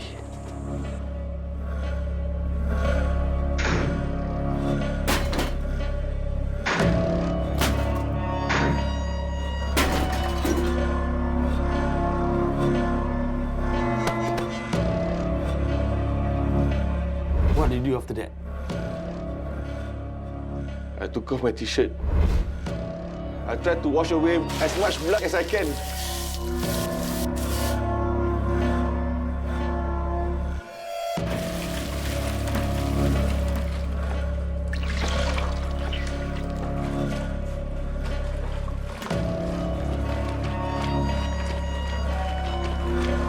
And what about the grass cutter? I washed it and put it back into the container. Ahmad Muin bin Yaakob was convicted of murder and sentenced to life imprisonment. In the case you have just seen, investigation and forensic officers from the Criminal Investigation Department worked tirelessly around the clock to troll through more than 100 hours of CCTV footage, interview more than 60 witnesses, and process close to 150 pieces of exhibits gathered from the crime scene to ascertain the accused's involvement in the crime. Forensic experts from the Health Sciences Authority also assisted with the examination of the evidence gathered. With assistance from the Royal Malaysia Police, the accused was eventually arrested and brought to justice. Dear friends, there's been an increase in the number of phishing scams involving fake parcel deliveries. Victims of such scams would receive emails or text messages purportedly sent from a delivery company such as SingPost or DHL. These phishing emails or text messages contain links to fraudulent websites whereby victims will be asked to provide their one-time password, Apple ID, or credit card details. Victims would later realize that they have been scammed when they discover unauthorized transactions made on their credit card or Apple account. To avoid becoming a victim of such scams, here are some tips. Do not click on URLs from unsolicited emails or text messages. Always verify such emails or text messages with official sources. Never disclose your personal details, internet banking details, login details, or one-time password to anyone. Report fraudulent charges to your bank and cancel your card immediately. Let's take active steps to protect ourselves and our loved ones and be a scam-wise community. If you need advice, please call our anti-scam helpline at 1-800-722-6688 or go to www.scamalert.sg. We have come to the end of the first episode of Crimewatch in 2021. I'm ASP Joshua Jesudasan, and until next time, do your part to prevent, deter, and detect crime.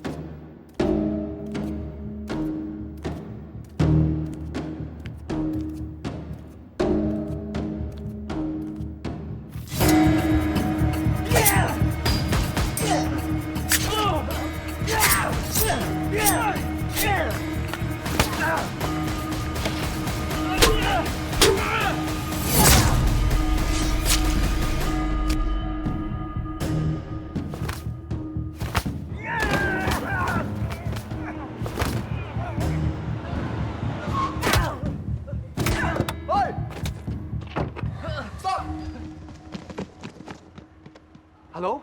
Police?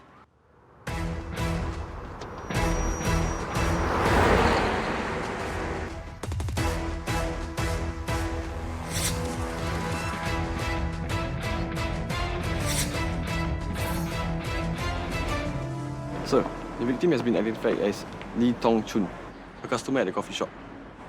The witness to the attack is a private hire driver, Lau Kun Fat. He also made the police report. What time did the witness make the police report? At about 8 a.m. When the paramedics arrived, they pronounced the victim dead at 8:11 a.m. Thank you. Amanda, speak to the bystanders, see if they saw something, and find out what led to the attack. Yes, sir. James, you're with me. Hi, Mr. Lau. I'm Senior Investigation Officer Dina. Can you tell me what happened just now? I was heading to the coffee shop for breakfast. When I was driving past to look for parking, over there, I saw two men fighting. Then I alighted, shouted at them. One of them ran away. Then I called the police. What happened after that? Sir, are you okay? Hey, slowly. Slowly. I already called the police. Ambulance on the way.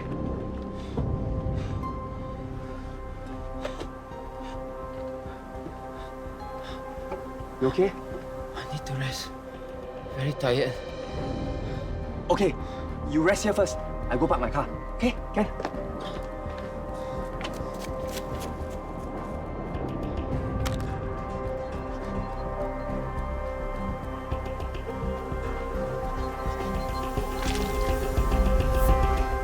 After I parked, I came back here.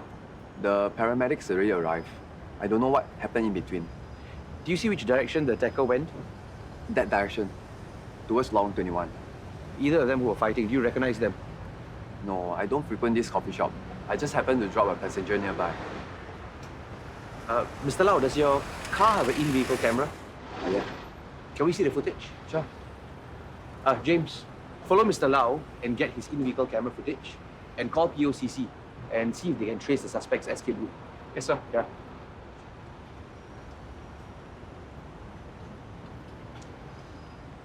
Please process the scene. Thank you. Thanks.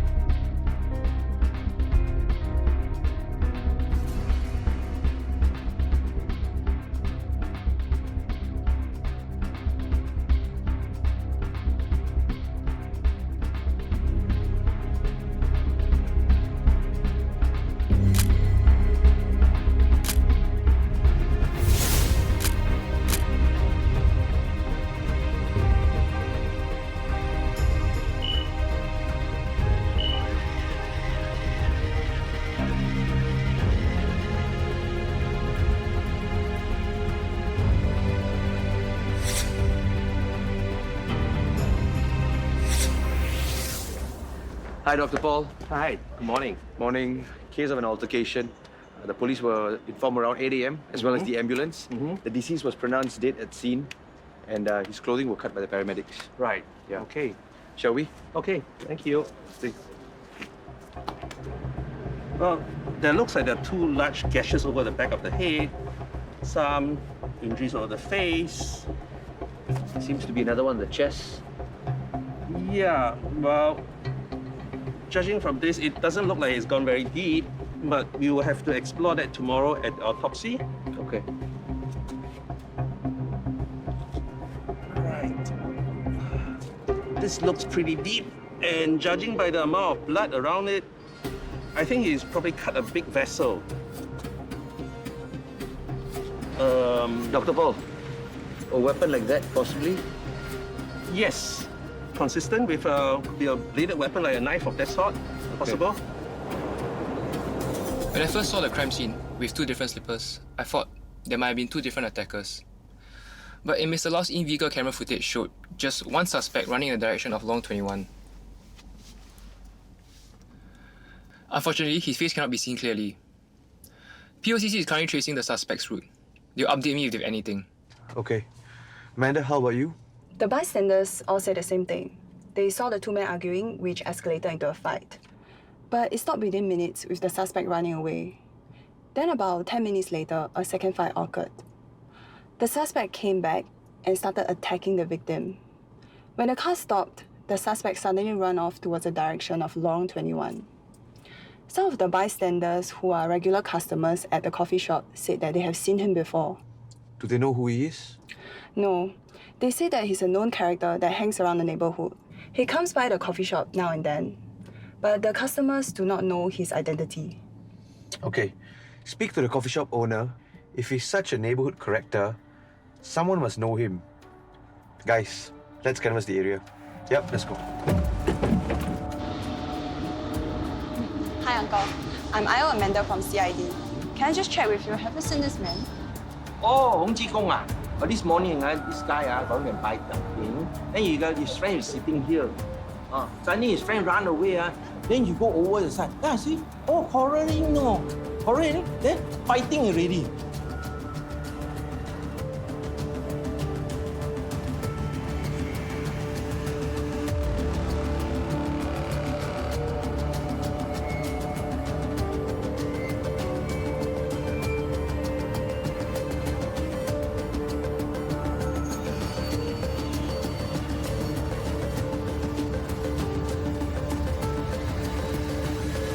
Hi, sir.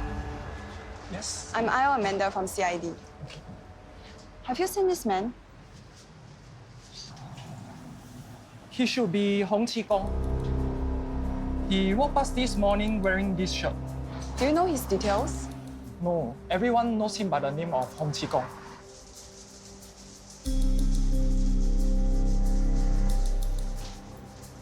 Hi, SIO Dina from CID. Have you seen this man? I think this man was here just now. He was wearing the same clothes. He came in to buy something. Is he a regular customer? No, I don't know who he is. Please take a closer look. Can you show me what he bought? Sure. This knife and these slippers. He bought this knife and these slippers. Yes. Can I take a look at your CCTV footage? Sure.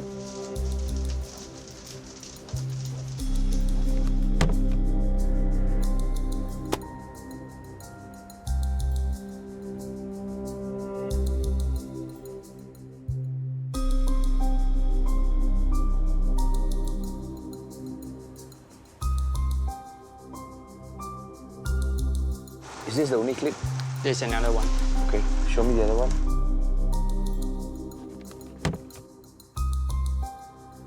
Pause.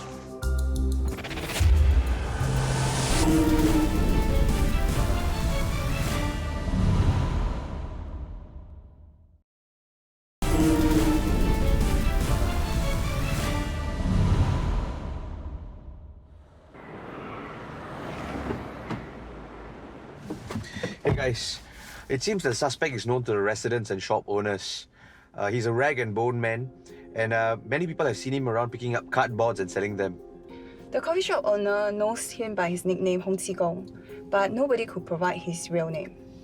Remember the witnesses saw the suspect leaving and coming back again later to attack the victim? This is what happened during then. He went to a budget store to buy a pair of brown slippers and a knife. They matched the knife and brown slippers found at the crime scene. James, any updates? POCC managed to trace our suspect's route to Kallang MRT. He was last sighted walking towards Upper Boon Keng Road.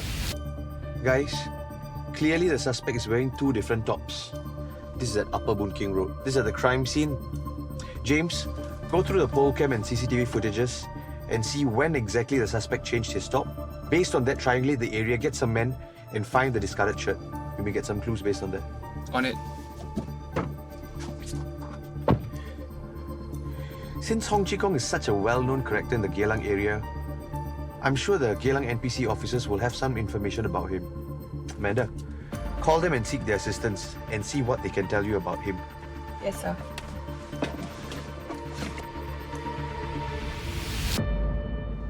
This is the suspect. He's a well-known character in the Geylang area. We know him as Hong Chi Kong. Hong Chi Kong. This is a person of interest in the Geylang area. We know him as To Sia Guan. Let me retrieve his records from our database. Please do. This is To Sia Guan, age 64. He has some previous records, but he hasn't committed any offences since then. He mostly loiters at the Geylang area, collecting cardboards and cans to earn some money. Does he have any registered addresses? No, he sleeps on the streets. Sometimes because he cycles from one place to another, he sleeps at the park connector or under the MRT tracks. I'll gather my team to look for him at his usual haunts. Okay, let us know if you have any other information. Sure. Do you mind if you use your workspace? No problem. Thank you. Hey, James.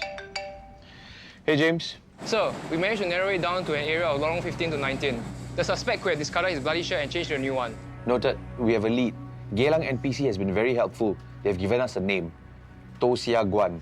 We don't have a registered address, but the officers here have offered their help to look for our suspect. I think we should also set up several ambush points around Geylang and the park connectors leading into and out of the area. That's a good idea. James, Amanda, arrange for the ambush. Yes, sir. Sir.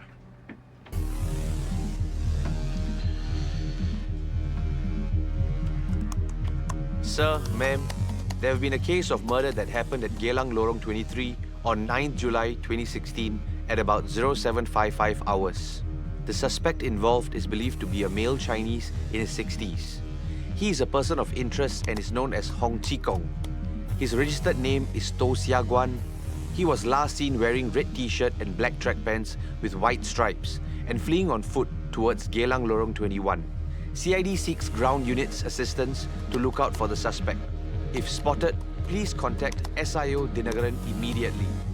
Thank you.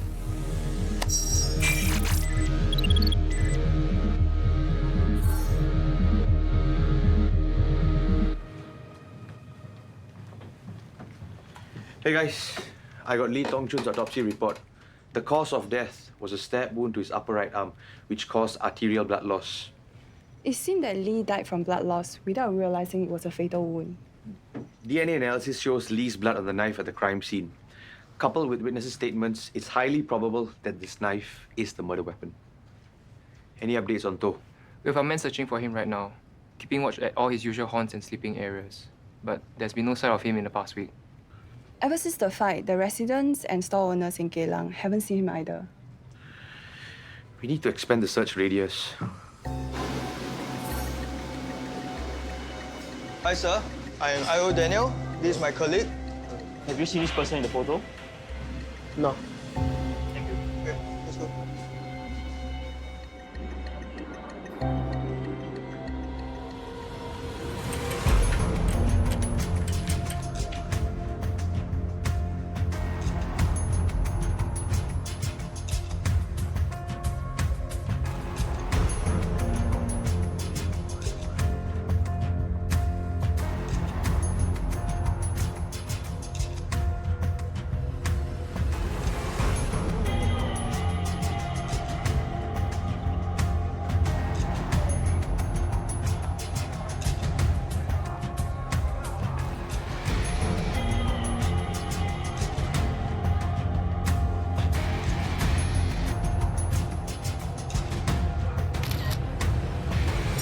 We have a possible sighting of suspect To Sia Guan. Sending photo now. Please verify identity.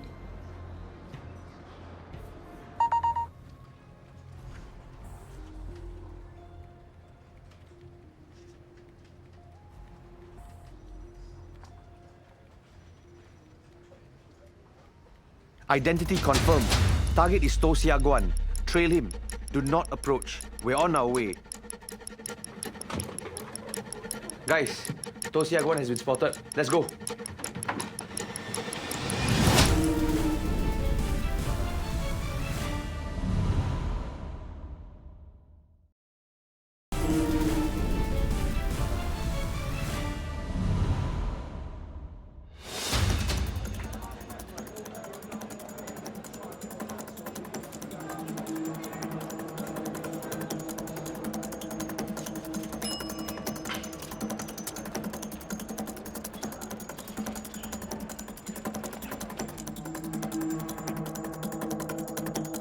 Suspect is moving towards the direction of Block 51, Telok Blangah Drive. We are following him now.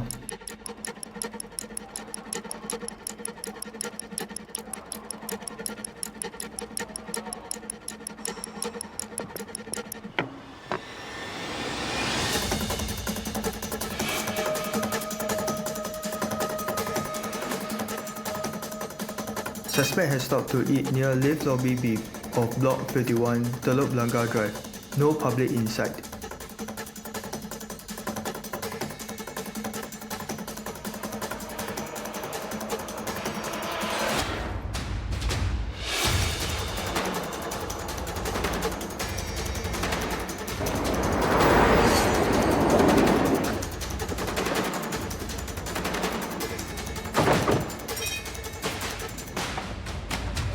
Hey guys, just got an update.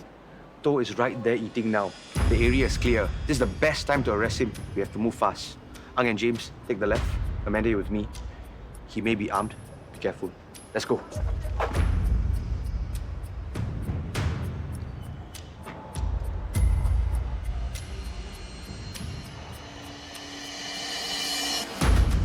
SIO Dina from CID. Are you To Sia Guan? Yes. You're under arrest for murder. Cuff him. Stand up, please.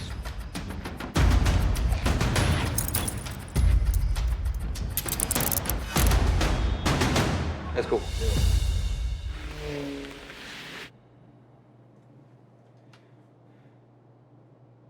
Did you know the deceased? I don't know him. Okay. Tell me what happened.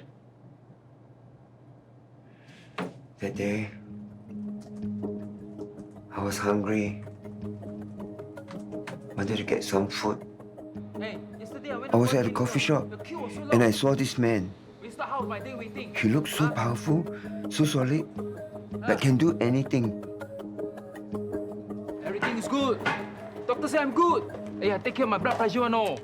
Ah. Hello. Hey, wait back. What? Hey, you're very solid, eh? I wanted to know his secret. Maybe he takes some special medicine for his power. Maybe he can sell me some. What medicine? You take a self drug, is it? But when I asked him, He got angry and gone crazy. Want to fight it? Come on! Huh?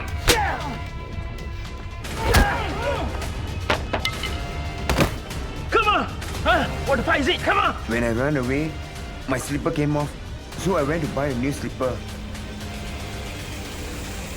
I needed to go back and get my bicycle. I thought if I had a knife, the crazy man would be scared. That crazy guy was still there. I thought he would attack me again. So I attacked him first. Now a man is dead. You could have called the police. Instead, you took matters into your own hands. To Sia Guan was convicted of murder and sentenced to life imprisonment. In the case you have just seen, a dispute led to the unfortunate death of an individual. Investigation and forensics officers from the Criminal Investigation Department worked tirelessly round the clock to trawl through more than 72 hours of CCTV footage and processed over 80 pieces of evidence gathered from the crime scene to ascertain the accused's involvement in the crime. More than 80 officers, including Crime Strike Force officers from the Geylang Neighbourhood Police Centre and forensics experts from the Health Sciences Authority, were involved in the investigations to bring the accused to justice. Recently, there's been a new variant of banking-related phishing scams involving scammers posing as officers from the Singapore Police Force on messaging applications to steal the banking details of victims. This year, there have been over 200 reports of such scams. In order to convince the victims to provide their banking details, these scammers would misuse publicly available images of SPF officers to validate their identity. Victims of such scams would receive WhatsApp calls from accounts with a profile picture showing SPF officers. To make themselves more convincing, the scammer would even provide a police name card as proof of his identity during the conversation. Victims will be told that their bank accounts have been frozen because they were found to be involved in criminal activity. To release the bank accounts, victims would be asked to provide bank account details, credit card or debit card details, as well as their one-time passwords. The victims would only realize that they have been scammed when they receive notifications of unknown transactions or when money has been transferred out of the bank account to other unknown accounts. Do note that the police and local government agencies will never request for bank account details or one-time passwords from you, will never ask for payment through a phone call or messaging platforms, and will never ask you to pay cash to unnamed persons. Protect yourself from such scams with the following tips. Ignore such calls and instructions from the caller. Avoid giving your personal information like your bank account details, credit card or debit card details, and one-time passwords to anyone. If you are not sure, call 999 or go to your nearest neighbourhood police centre to verify the call. Let's take active steps to protect ourselves and our loved ones and be a scam-wise community. If you need advice, please call our anti-scam helpline at 1-800-722-6688 or go to www.scamalert.sg. We have come to the end of this episode of Crimewatch. I'm DSP Joshua Jesudasan, and until next time, do your part to prevent, deter, and detect crime.